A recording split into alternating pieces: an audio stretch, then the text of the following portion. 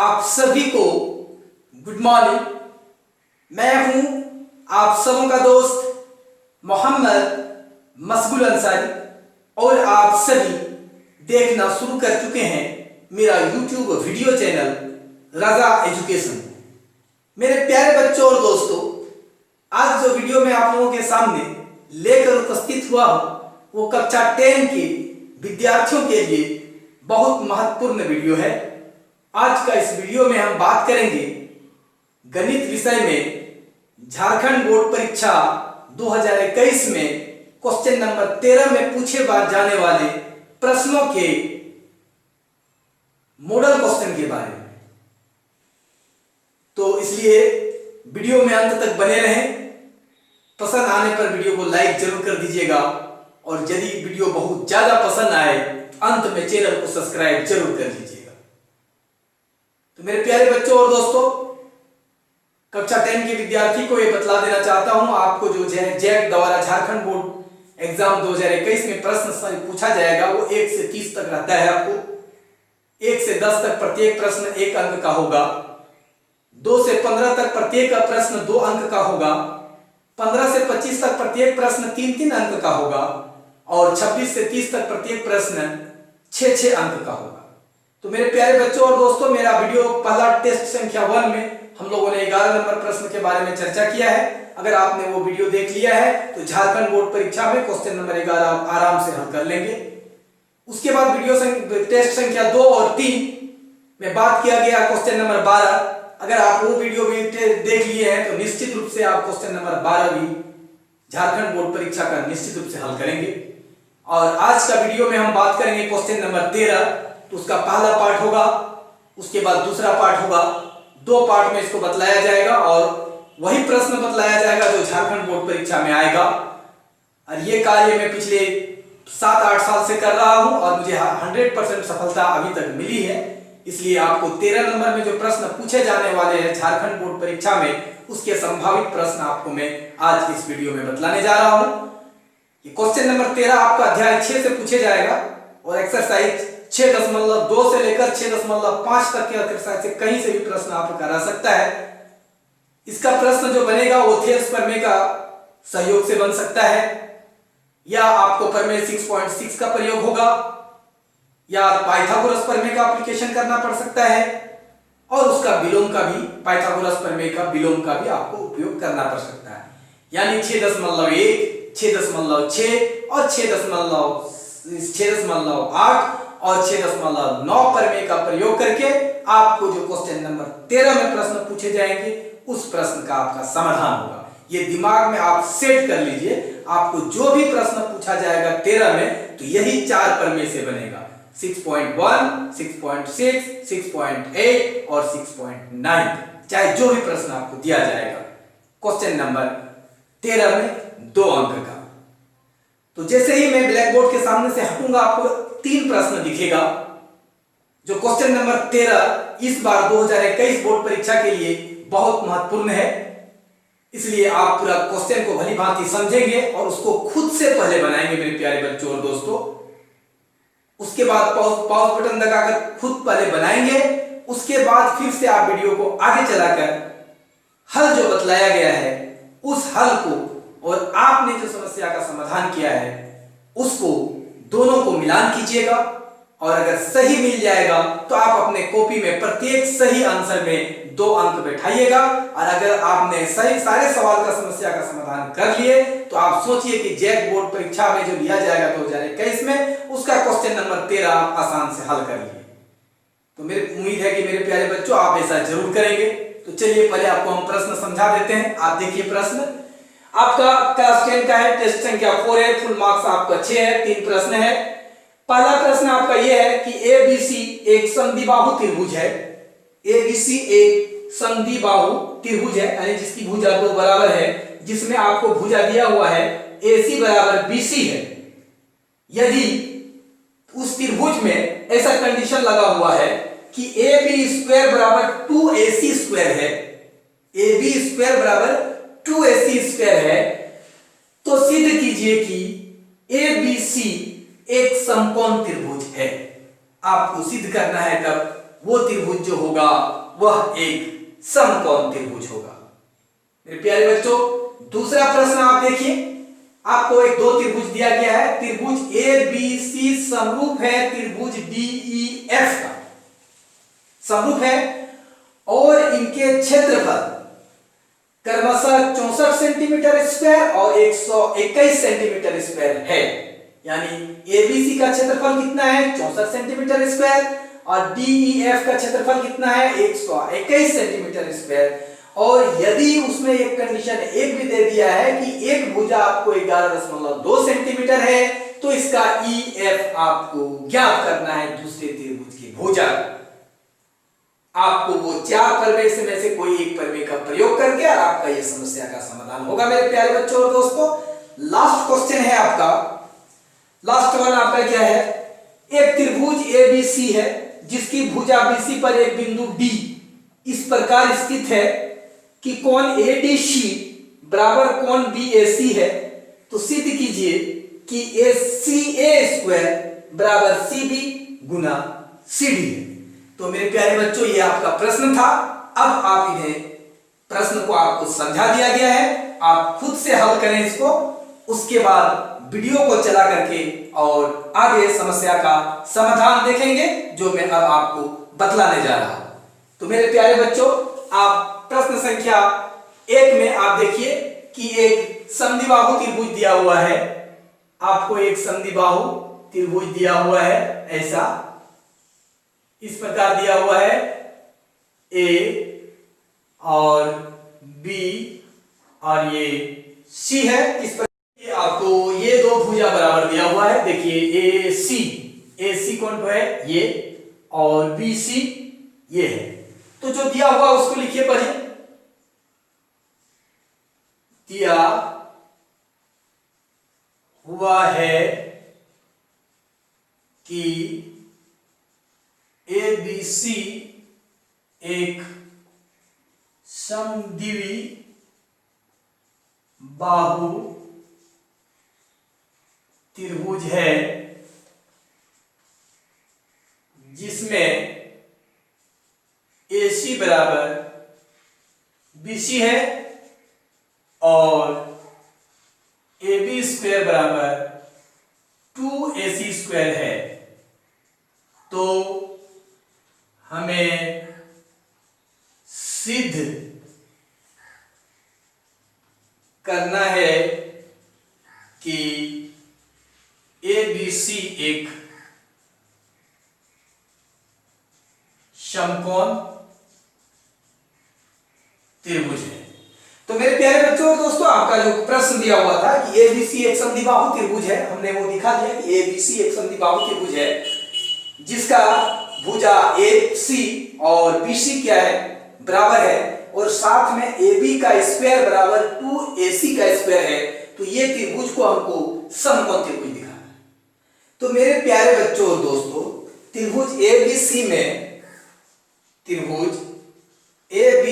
में चूंकि हमारा जो AB स्क्वायर बराबर क्या दिया हुआ है 2AC स्क्वायर, तो इसी को हम लोग लिख सकते हैं AC square plus AC square. This implies that यही AB स्क्वायर को अब हम क्या करते हैं, एक AC स्क्वायर की जगह AC और BC बराबर है, तो एक AC की जगह हम क्या लिख देंगे BC लिख देंगे, BC square plus AC square आ गया। तो हम इस त्रिभुज में देख रहे हैं ABC में क्या मिल गया हमको कि एक भुजा का वर्ग AB भुजा का वर्ग शेष दो भुजाओं के वर्गों के बराबर है। प्रमेय 6.9 पाइथागोरस प्रमेय के विलोम से यह त्रिभुज क्या का होगा, बिल्कुल सही, समकोण त्रिभुज होगा। इसलिए प्रमेय 6.9 अर्थात पाइथागोरस प्रमेय के विलोम से त्रिभुज ACB एक समकोण त्रिभुज होगा जिसका कोण C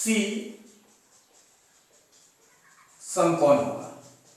आपका ये झारखंड बोर्ड परीक्षा में क्वेश्चन नंबर 13 में जो प्रश्न पूछा जाता था, ये सबसे ज्यादा इंपॉर्टेंट प्रश्न है और ये आप आसानी से हल करेंगे। तो मेरे प्यारे बच्चों और दोस्तों, इसका जो आंसर बतलाया गया, आपने जो आंसर बनाया है वो दोनों को मिलाइए। अगर मैच कर जाता है, आपका आंसर अगर सही में मिल जाता है, तो आप अपना कॉपी में 2 अंक लिख दीजिए, क्योंकि आपका आंसर तब सही है और आप क्वेश्चन नंबर 13 बनाने के लिए तैयार हो रहे हैं। अगला प्रश्न के बारे में हम लोग बात करेंगे। एक प्रश्न तो हम लोगों ने सॉल्व कर लिया, अब दूसरा प्रश्न को सॉल्व करेंगे। तो मेरे प्यारे बच्चों, आगे हम लोग देखते हैं दूसरा प्रश्न जो आपको दिया हुआ है, उस प्रश्न के बारे में हम लोग बात करेंगे। तो उसका सॉल्यूशन हम लोग निकालने जा रहे हैं अगला कुछ ही सेकंडों में हमारा वो सॉल्व होगा। क्वेश्चन नंबर 2 का सॉल्यूशन तो दिया हुआ है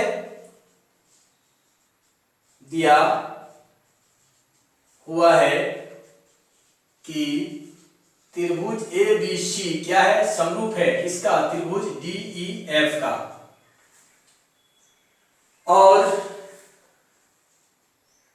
और क्या दिया हुआ है, एरिया त्रिभुज ABC बराबर 64 सेंटीमीटर स्क्वायर और एरिया DEF बराबर 121 सेंटीमीटर स्क्वायर।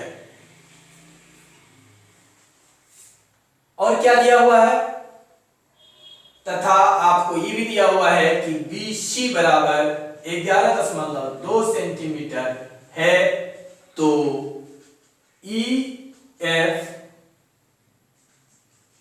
क्या होगा, यही प्रश्न है। जो प्रश्न दिया हुआ था कि ABC और DEF 2 समरूप त्रिभुज है और एरिया ABC का एरिया 64 सेंटीमीटर स्क्वायर है और DEF का एरिया जो क्षेत्रफल है वो 121 सेंटीमीटर है और BC बराबर 11.2 सेंटीमीटर है और EF आपको भुजा ज्ञात करना है। तो हमको दोनों त्रिभुजों में, ये त्रिभुज ABC और DEF का जो 6.6 प्रमेय है, उस प्रमेय का प्रयोग यहां पर करना होगा। तो प्रमेय 6.6 से यहां पर हो जाएगा, प्रमेय 6.6 से अब हम लोग प्रमेय 6.6 लिखेंगे। एरिया किसका, ABC बटा दूसरा समरूप त्रिभुज एरिया DEF बराबर क्या हो जाएगा, AB बटा DE का होल स्क्वायर बराबर BC बटा EF का होल स्क्वायर बराबर AC बटा DF का होल स्क्वायर। ये आपका प्रमेय 6.6 है। तो मेरे प्यारे बच्चों और दोस्तों, हमको ये दोनों एरिया तो दिया हुआ है, अब भुजा में कौन दो दिया हुआ है, ये दिया हुआ है, तो हम इसको और इसको लेंगे, यही दो को लेंगे हम लोग। दिस इंप्लाइज दैट हम लोग किसको जो हमको है फायदा उसी को हम लेंगे, बाकी को हम लोग छोड़ देंगे।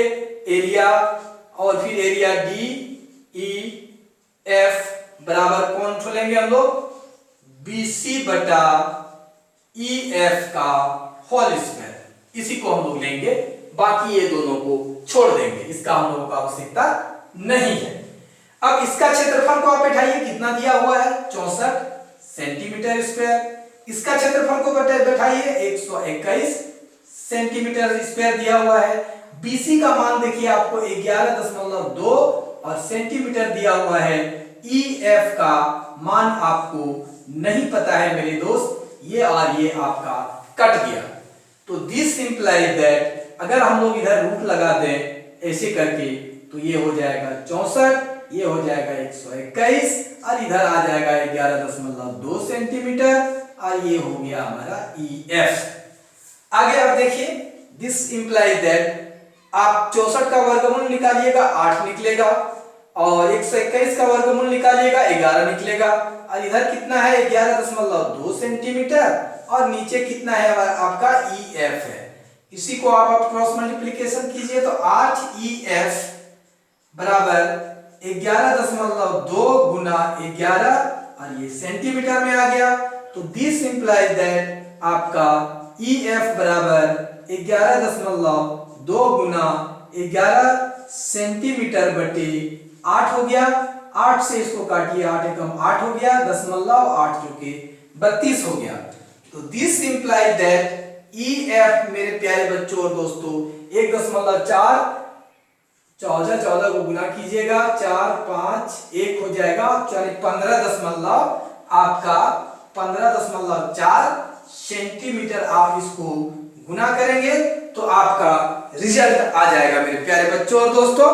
तो ये आपका ये जो है वो आपका आ गया कितना, आपका आ गया EF का मान 15.4 सेंटीमीटर। तो जो आपको निकालना था क्वेश्चन नंबर 2 में EF आपको ज्ञात करना था। ठीक है, तो इस प्रकार से मेरे प्यारे बच्चों और दोस्तों ये क्वेश्चन नंबर 2 का भी आपने हल कर लिया। अब आपने जो बनाया है और अभी जो बतलाया गया है ये दोनों को आप मिलाइए। अगर वो आंसर मैच कर जाता है तो इसका मतलब आप क्वेश्चन नंबर 13 झारखंड बोर्ड परीक्षा में जो पूछे जाएंगे वो आप तैयार हो रहे हैं कंप्लीटली आप बनाने के लिए। और अपना कॉपी में आप 2 अंक और बैठा दीजिए क्योंकि आप इस टेस्ट में अब 4 अंक ला चुके हैं। ठीक है, मेरा तीसरा प्रश्न जो है हम लोगों का है वो देखिए क्या है कि एक त्रिभुज ABC की भुजा BC पर एक बिंदु D इस प्रकार है कि कोण ADC बराबर कोण BAC है। तो सिद्ध कीजिए कि AC² बराबर CB गुना CD है। तो हम लोग एक त्रिभुज पहले जो दिया हुआ है उसको लिखते हैं। ये आपका त्रिभुज दिया हुआ है ABC त्रिभुज है किस पर, BC पर एक बिंदु D है। ये आपका BC पर एक बिंदु D है और इस प्रकार है कि कोण ADC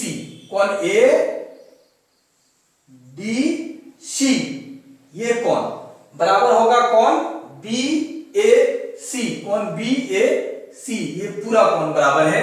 तो हमें सिद्ध करना है CA का होल स्क्वायर बराबर CB गुना CD। तो मेरे प्यारे बच्चों जो दिया हुआ है पहले हम लोग उसको लिखेंगे। इसका 3 नंबर का आंसर लिखने के लिए दिया हुआ है कि ABC एक ऐसा त्रिभुज है जिसमें बिंदु D भुजा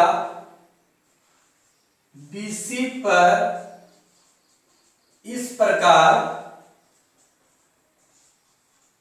स्थित है कि कौन सा कोण दिया हुआ है, कोण ADC बराबर कोण BAC है। तो हमें सिद्ध करना है कि CA² बराबर CB गुना CD है। ये हमको दिखाना है मेरे प्यारे बच्चों और दोस्तों। तो जो प्रश्न है उस प्रश्न को हमने लिख दिया कि क्या क्या दिया हुआ है। दिया हुआ है कि ABC एक त्रिभुज है जिसकी भुजा BC पर D बिंदु इस प्रकार है कि कोण ADC और कोण BAC क्या है, बराबर है।